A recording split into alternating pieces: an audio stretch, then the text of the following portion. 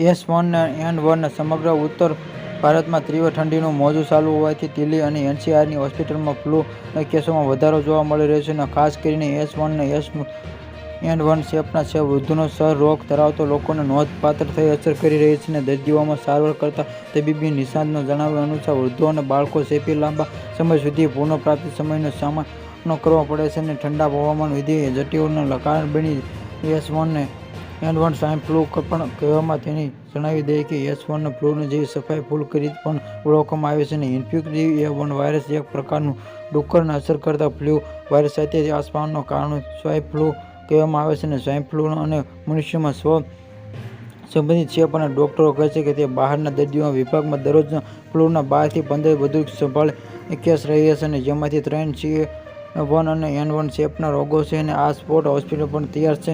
H1N1 વૃદ્ધોને અસરકારક ડોક્ટરો પણ કહે છે કે વૃદ્ધોની સ્થિતિ અને હાઈ બ્લડ પ્રેશર છાતીમાં ચેપના જોખમ વધારે છે. H1N1ની સાથે સામાન્ય શરદી, નાકનો દુખાવો અને ચામડીનો દુખાવો, મોસંબો અને શ્વસન અને દુખાવો, કેસમાં કોર્નિયાના સાંધાનો દુખાવો પણ અસહ્ય લાગે છે, ઉધરસ, છીંક.